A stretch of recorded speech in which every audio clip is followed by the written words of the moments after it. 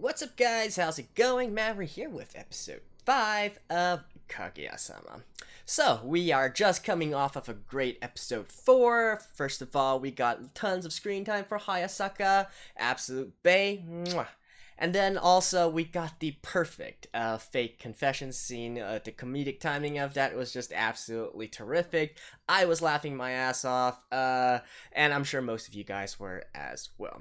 On a more serious note, though, we were introduced to a new character, Miko, who was apparently of the Morals Committee. I still stand by my ruling that anytime we are in a comedy or a rom-com where there's a Morals Committee member, chances are she is probably going to be very immoral in the future, right?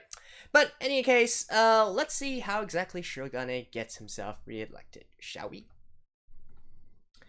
Alright, I skipped the opening, and let's begin in 3, 2, 1, play. Wants girls to fall for him? Really? No. They're changing into their winter uniforms? Whoa. What's with your eyes, dude?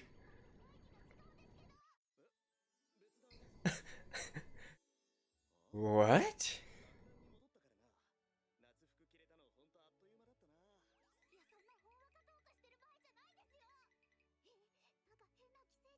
He looks like some sort of player, or how do I say it?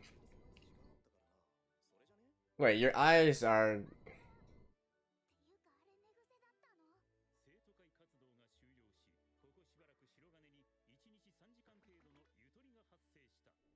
So he slept. Wait, his eyes weren't natural? Well, I guess it was mentioned before that he had a lack of sleep, and so he had this sort of what?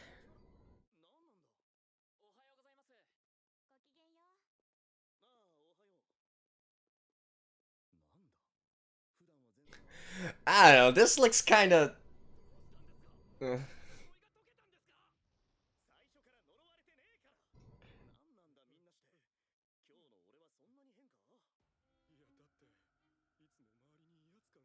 What was I gonna say? He looks like the kind of if this was like a shoujo manga or something, he looks like one of those typical male characters in shoujo manga.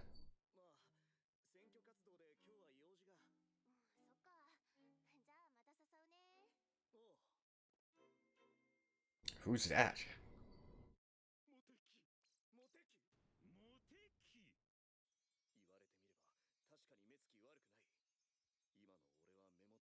I don't know.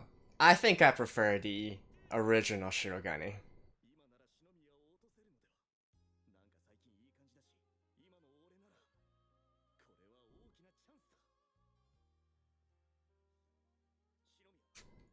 But she likes people.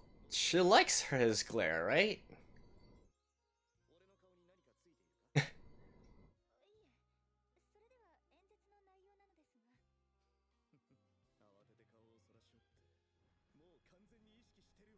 Mm, no.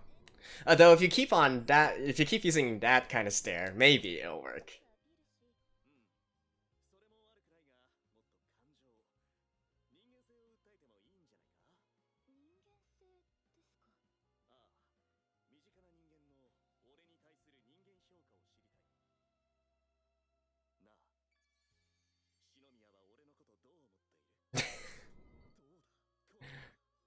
No.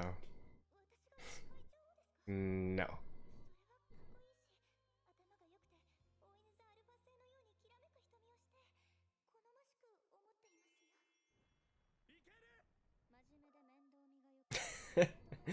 Look at her.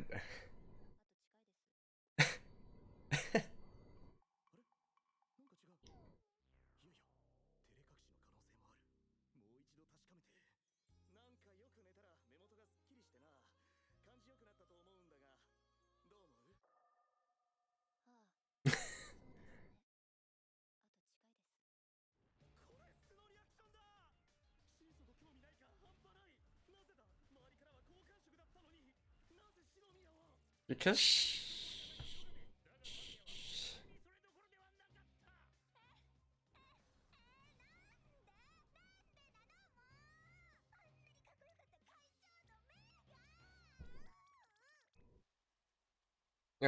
I'll have to agree with Kaguya here.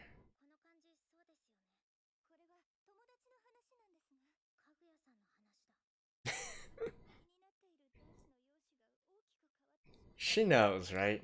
Yeah, she knows. I remember she kind of figured it out in one of the past chapters that wasn't actually adapted into anime.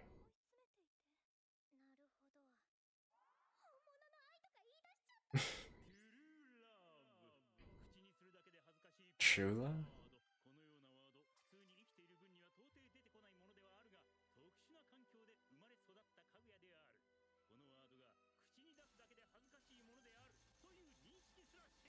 That's embarrassing.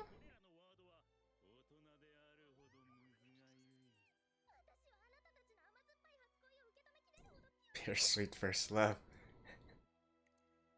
No. They're students, right? That shouldn't be that far off.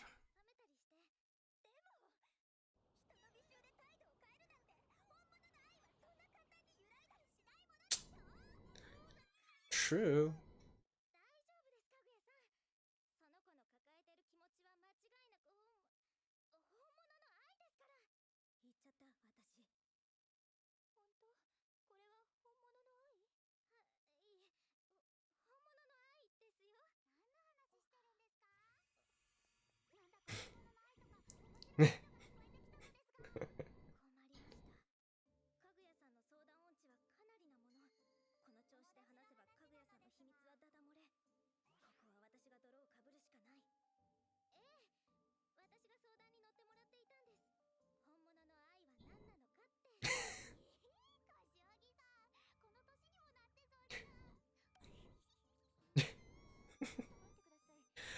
I wonder if this is going to eventually come back to bite her and affect her relationship with that dude.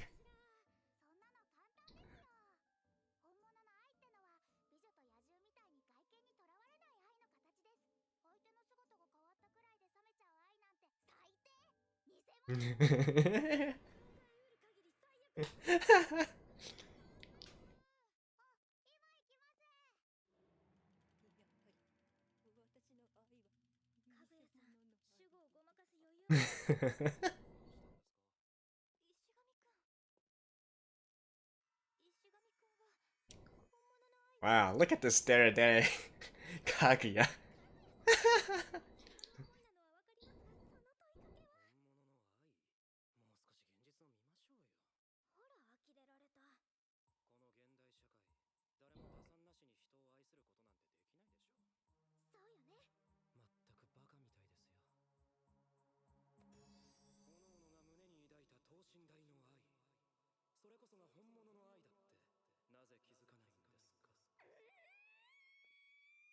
That was actually surprisingly normal and wholesome.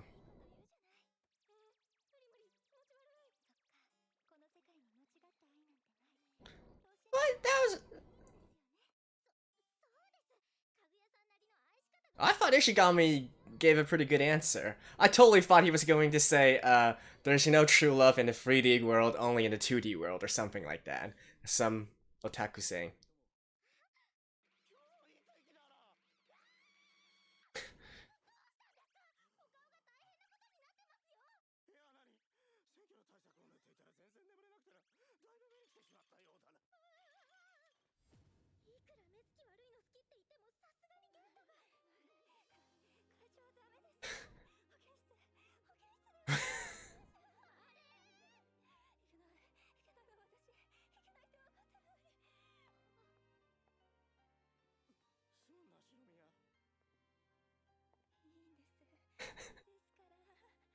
um.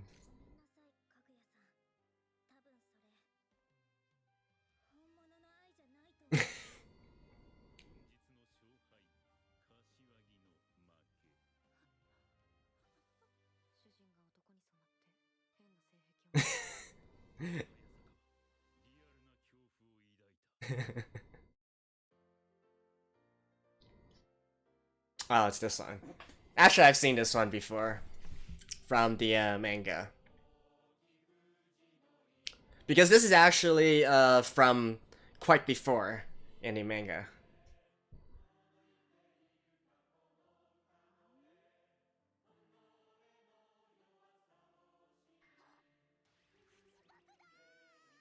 Lip syncing.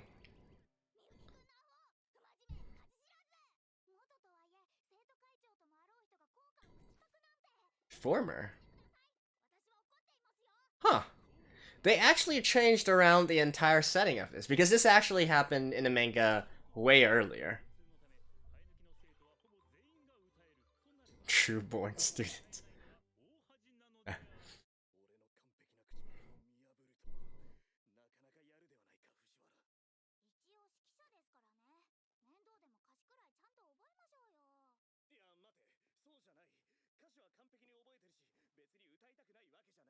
You can't.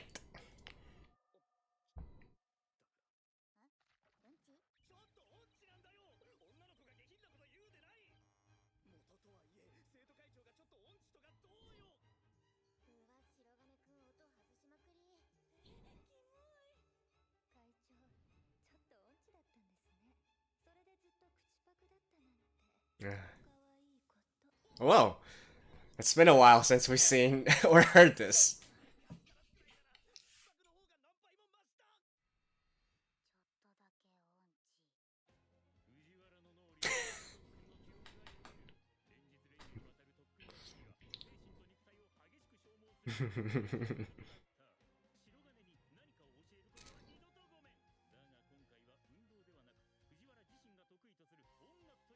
Yeah.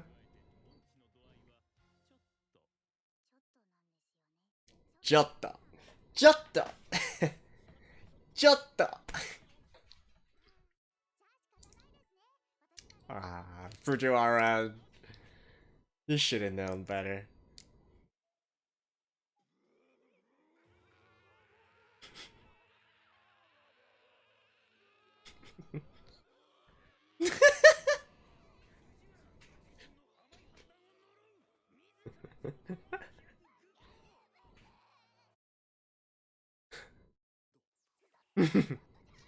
Jotto.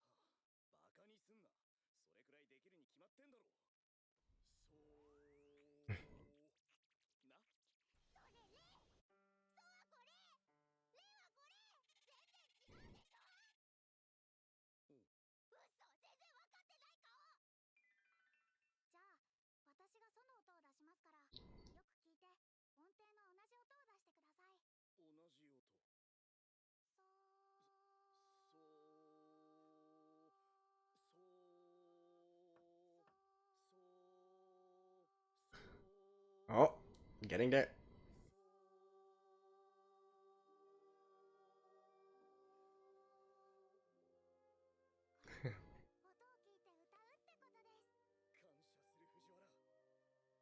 Aw, Fujiwara looks so cute here.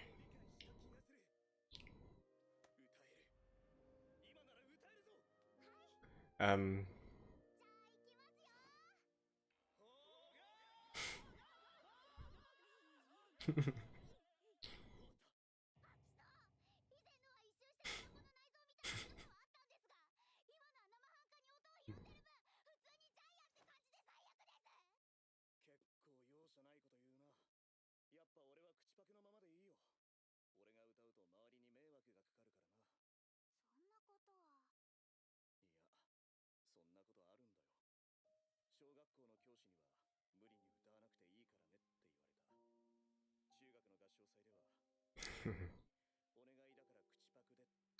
Aw, I cry every time.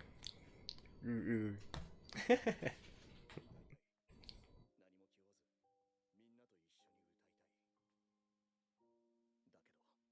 Straight from the heart approach.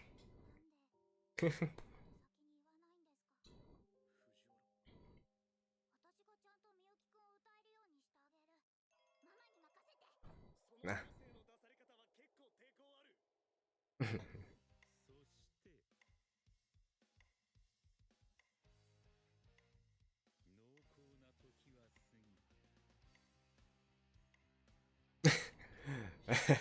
The portraits actually change.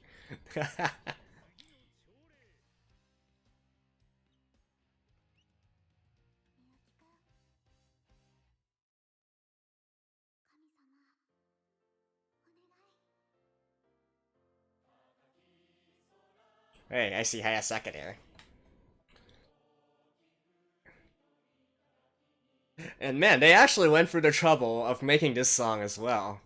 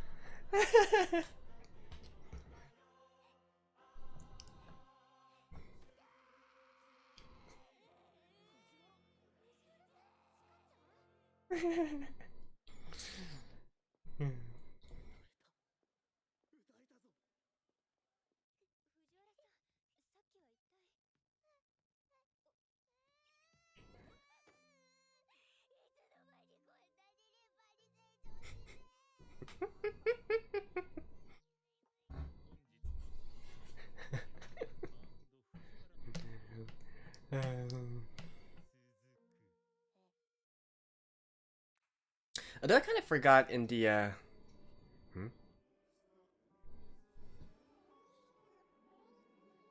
Hmm?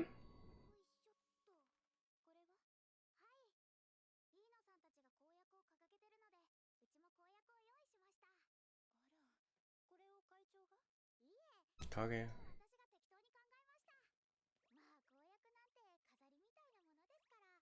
Hey, don't say that.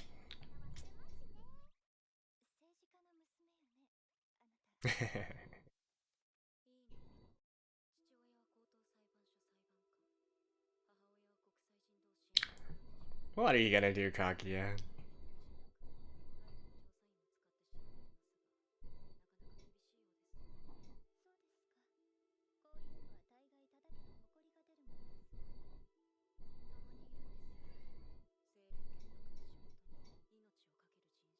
Mm, really?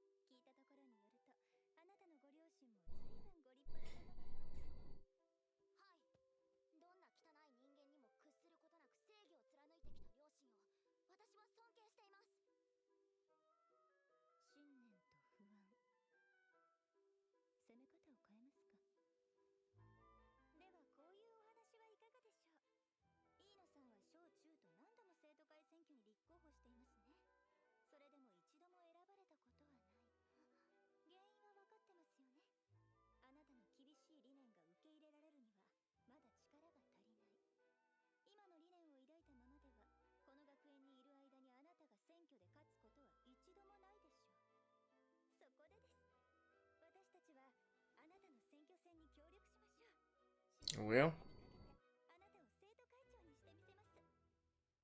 Hmm?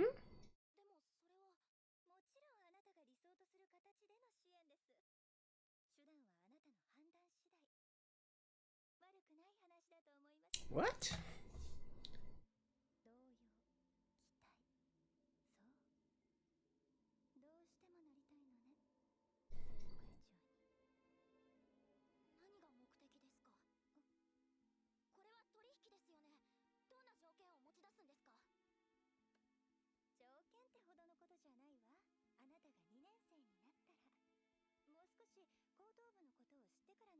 Oh, I see, I see.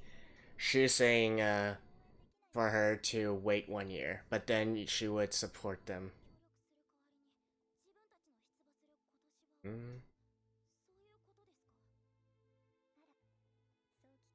This actually happens a lot in real politics as well.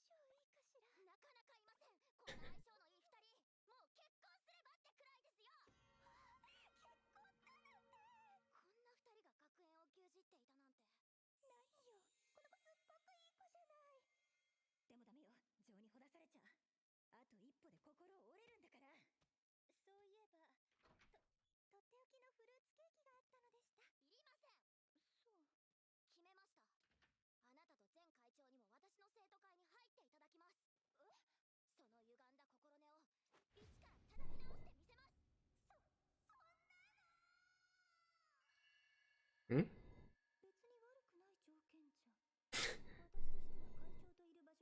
Kaguya, come on.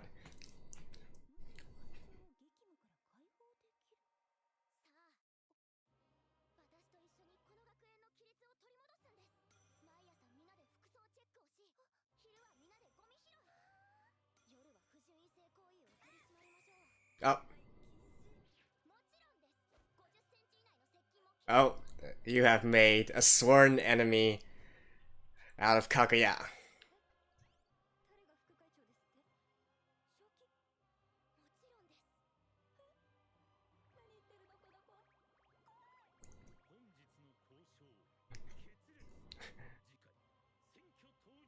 I seriously don't think they have anything to to worry about.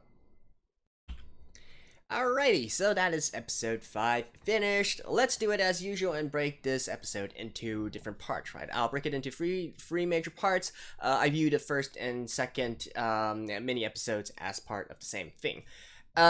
So, first of all, Kaguya's infatuation with Shogane's glare, right? Now, obviously, it's funny and all, and it's really just a gag and all that. But I definitely didn't realize that Shogane's looks and particularly his glare played that big of a role in Kaguya's infatuation with him, right?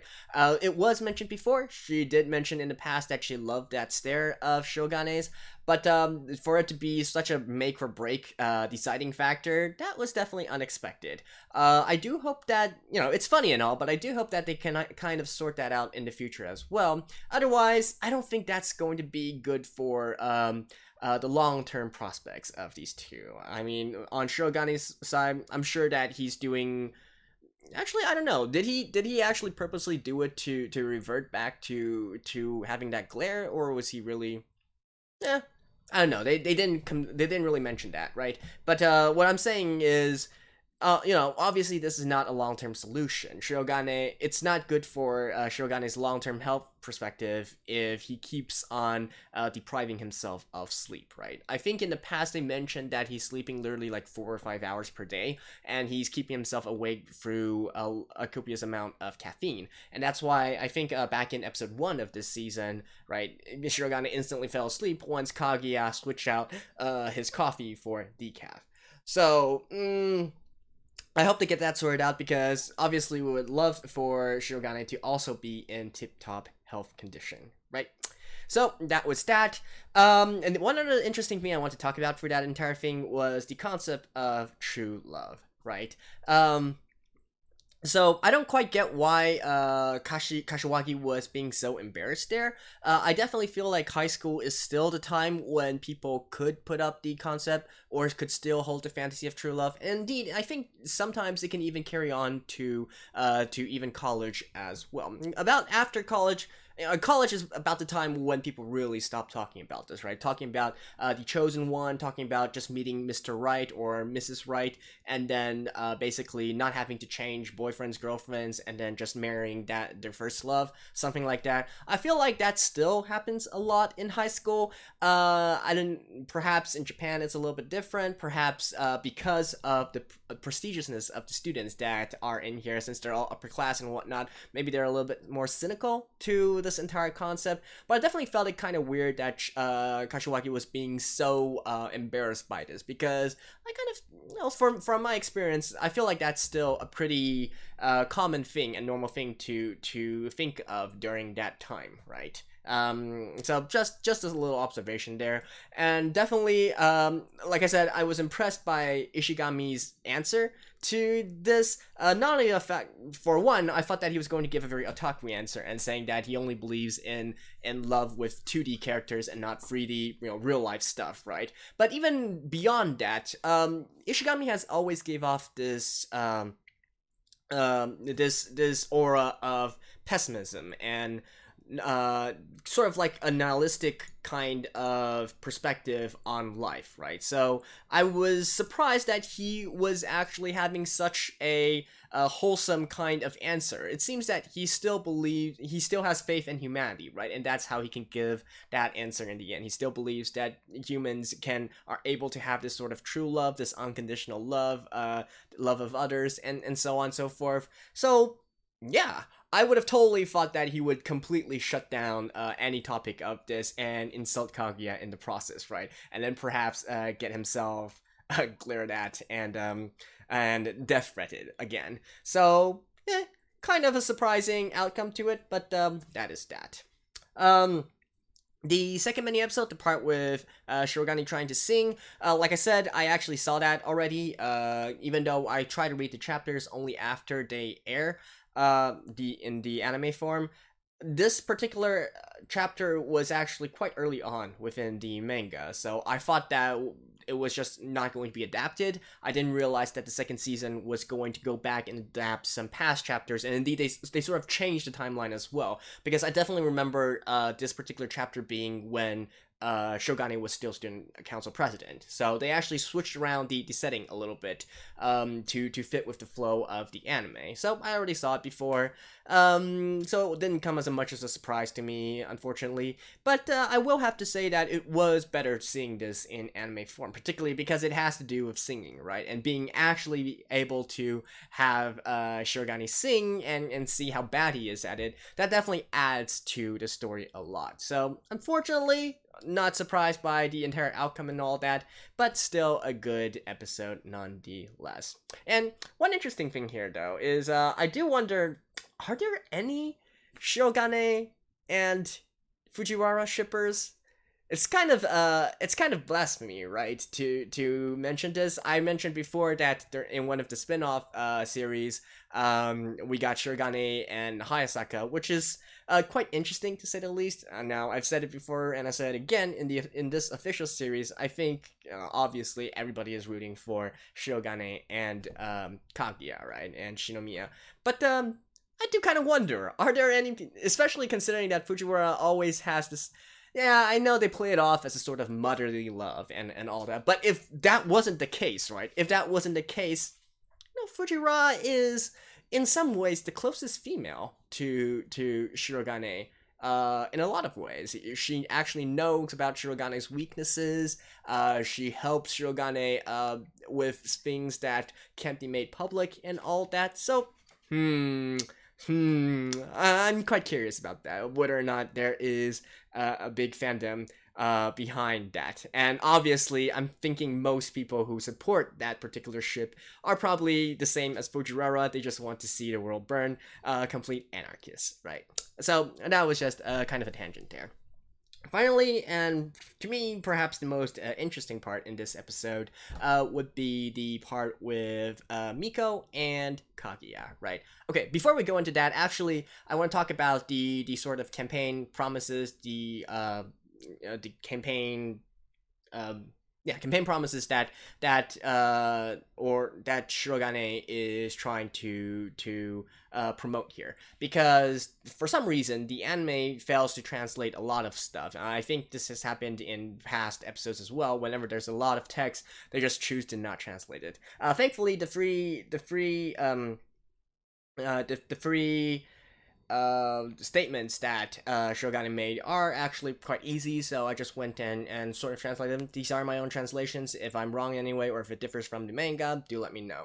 So the first one would essentially be saying that the student, if elected, the student council will stand by and support the students. Basically saying that our doors are open, always open. So if anybody wishes to have a consultation or have some sort of discussion, we welcome you, right? So sort of reverting back, if we use real life politics, it's like we serve the people, right? And basically reiterating that the student council is there to serve, they're there for the benefits of the students in general, right? So that's number one.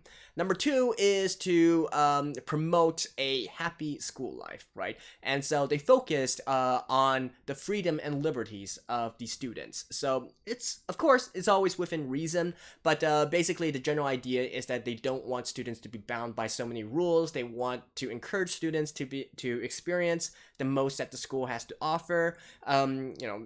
Build up your life experiences. Use school as it should be, as a platform of learning, right? And learning does not just mean learning in the classroom during class, but also with all the other activities as well. So a direct contrast to what Miko is trying to promote, lots and lots of rules and very strict and so on and so forth. So that could be said as a direct attack against Miko's ideals.